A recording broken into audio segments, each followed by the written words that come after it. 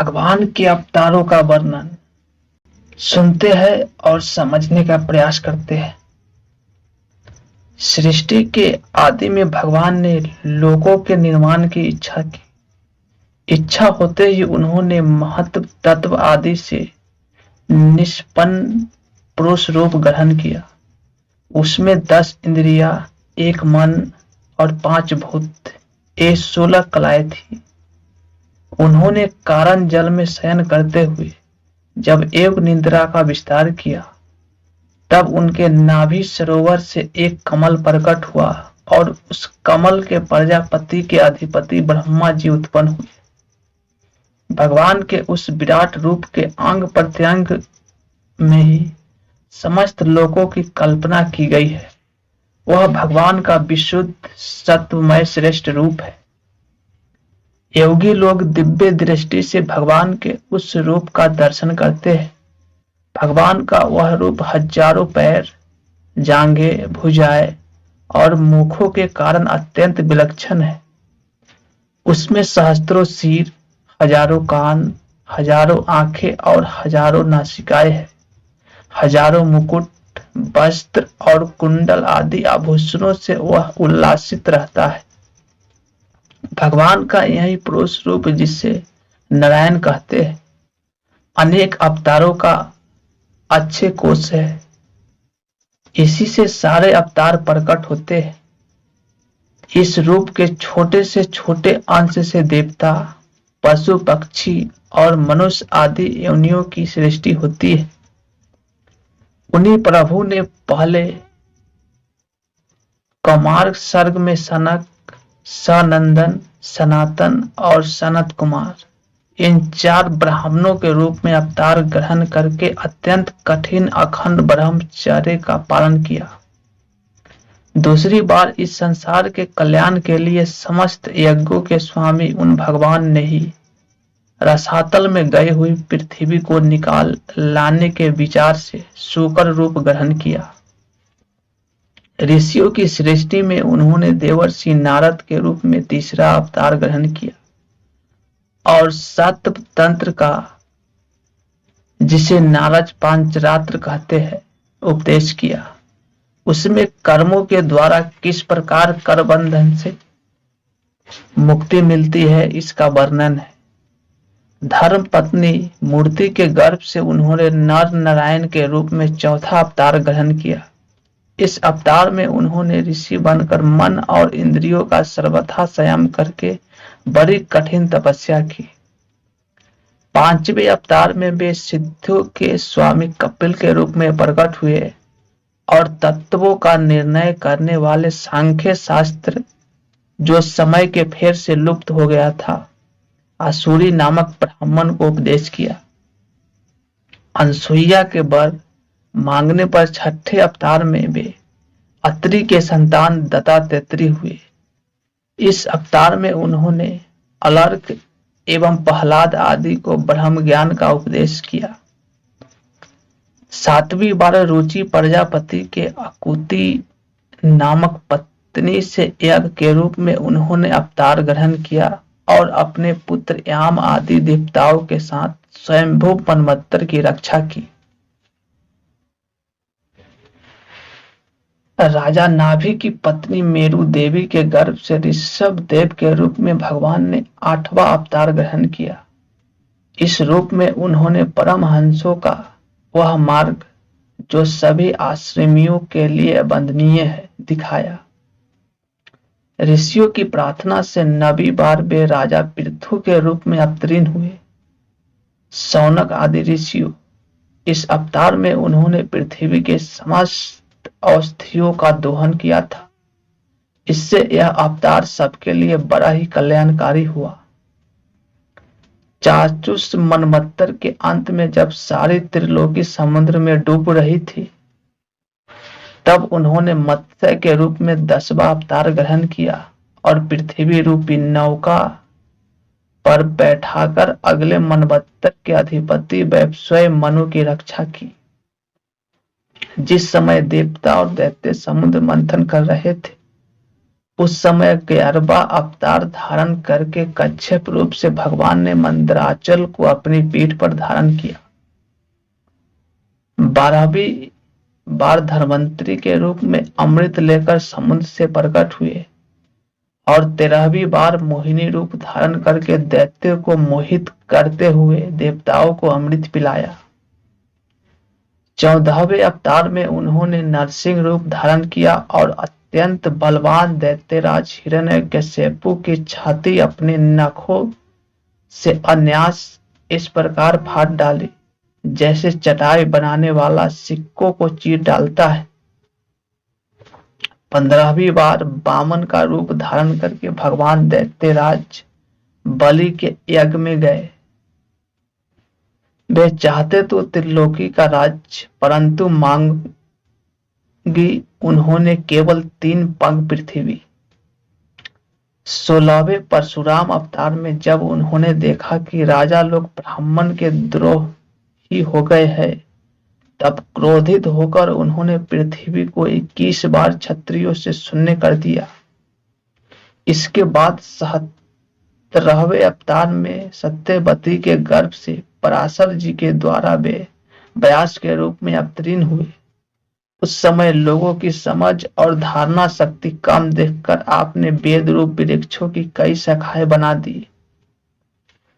18वीं बार देवताओं का कार्य संपन्न करने की इच्छा से उन्होंने राजा के रूप में रामा अवतार ग्रहण किया और सेतु बंधन, रावण वध आदि वीरतापूर्ण बहुत सी लीलाएं की। 19वें और 20वें अवतारों में उन्होंने यदुवंशी में बलराम और श्री कृष्ण के नाम से प्रकट होकर पृथ्वी का भार उतारा। उसके बाद कलयुग आ जाने पर मगध देश बिहार में देवताओं के दोषी दैत्यों को मोहित करने के लिए अंजन के पुत्र रूप में आपका बुद्ध अवतार होगा। इसके भी बहुत पीछे जब कलयुग का अंत समीप होगा और राजा लोग प्राय लुटेरे हो जाएंगे, तब जगत के रक्षक भगवान विष्णु यश नामक ब्राह्मण के घर कलंकी रूप में अवतरित होंगे। शौनक आदि ऋषियों जैसे अगाध सरोवर से हजारों छोटे छोटे नाले निकलते हैं, वैसे ही सत्यनिधि भगवान श्री हरि के असंख्य अवतार हुआ करते हैं। ऋषि, मुनि, देवता, प्रजापति, मनुपुत्र और जितने भी महान शक्तिशाली हैं, वे सब के सब भगवान के ही अंश है। ये सब अवतार तो भगवान के अंशावतार अथवा कला अवतार है, परंतु भगवान श्री कृष्ण तो स्वयं अवतारी ही है। जब लोग दैत्यों के अत्याचार से व्याकुल हो उठते हैं, तब युग युग में अनेक रूप धारण करके भगवान उनकी रक्षा करते हैं। भगवान दिव्य जन्मों की यह कथा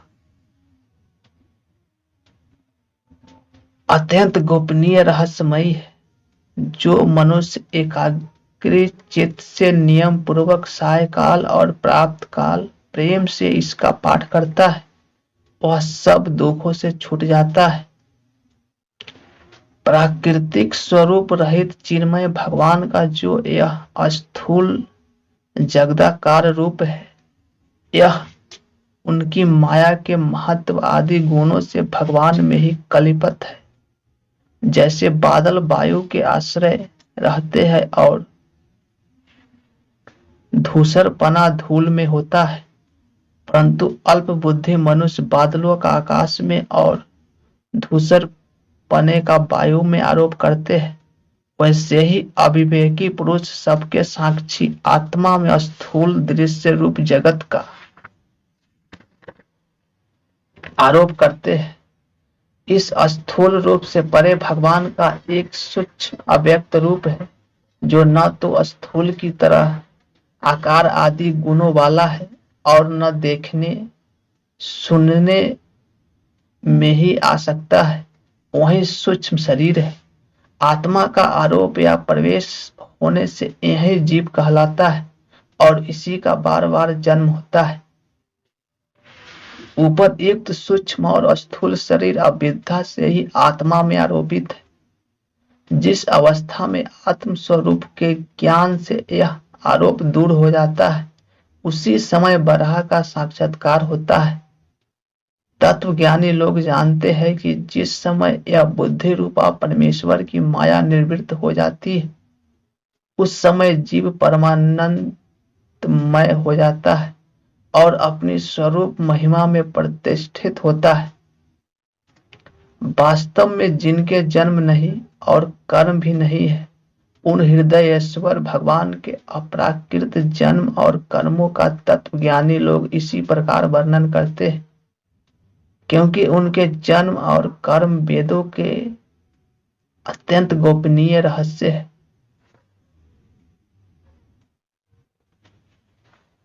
भगवान की लीला अमोघ है। वे लीला से ही इस संसार का सृजन, पालन और संहार करते हैं, किंतु इसमें आसक्त नहीं होते। प्राणियों के अंतःकरण में छिपे रहकर ज्ञानेंद्रिय और मन के नियंता के रूप में उनके विषयों को ग्रहण भी करते हैं, परंतु उनसे अलग रहते हैं। वे परम स्वतंत्र है। ये विषय कभी उन्हें लिप्त नहीं कर सकते। जैसे अनजान मनुष्य जादूगर अथवा नट के संकल्प और वचनों से की हुई कारमात को नहीं समझ पाता, वैसे ही अपने संकल्प और वेद वाणी के द्वारा भगवान के प्रकट किए हुए इन नाना नाम और रूपों को तथा उनकी लीलाओं को कुबुद्धि जीव बहुत सी तर्क युक्तियों के द्वारा नहीं पहचान सकता। चक्रपाणी भगवान की शक्ति और पराक्रम अनंत है, उनकी कोई था नहीं पा सकता। वे सारे जगत के निर्माता होने पर भी उससे सर्वथा परे है।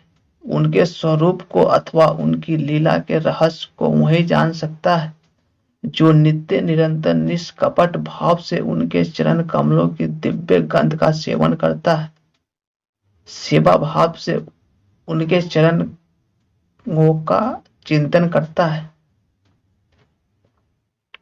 शौनक आदि ऋषियों, आप लोग बड़े ही सौभाग्यशाली तथा धन्य हैं, जो इस जीव में और विघ्न बाधाओं से भरे इस संसार में समस्त लोगों के स्वामी भगवान श्री कृष्ण से वह सर्वात्मक आत्मभाव, वह अनिर्वचनीय अनन्य प्रेम करते हैं, जिससे फिर इस जन्म मरण रूप संसार के भयंकर चक्र में नहीं पड़ना होता है। भगवान वेद व्यास ने यह वेदों के समान भगवत चरित्र से परिपूर्ण भागवत नामक पुराण बनाया है। उन्होंने इस श्लाघनीय, कल्याणकारी और महान पुराणों को लोगों के परम कल्याण के लिए अपने आत्मज्ञान शिरोमणि पुत्र को ग्रहण कराया है। इसमें सारे वेद और इतिहासों का सार ग्रहण किया गया है। सुखदेव जी ने राजा परीक्षित को यह सुनाया। उस समय वे परम ऋषियों से घिरे हुए आमरण आसन का व्रत लेकर गंगा तट पर बैठे हुए थे। भगवान श्री कृष्ण जब धर्म, ज्ञान आदि के साथ अपने परम धाम को पधार गए, तब इस कलयुग में जो लोग अज्ञान रूपी अंधकार से अंधे हो रहे हैं, उनके लिए यह पुराण रूपी सूर्य इस समय प्रकट हुआ है। शौनक आदि ऋषियों, जब महातेजस्वी श्री सुखदेव जी महाराज वहां इस पुराण की कथा कर रहे थे, तब मैं भी वहां बैठा था। वहीं मैंने उनकी कृपा पूर्ण अनुमति से इसका अध्ययन किया। मेरा जैसा अध्ययन है और मेरी बुद्धि ने जिस प्रकार इसको ग्रहण किया है, उसी के अनुसार इसे मैं आप लोगों को सुनाऊंगा।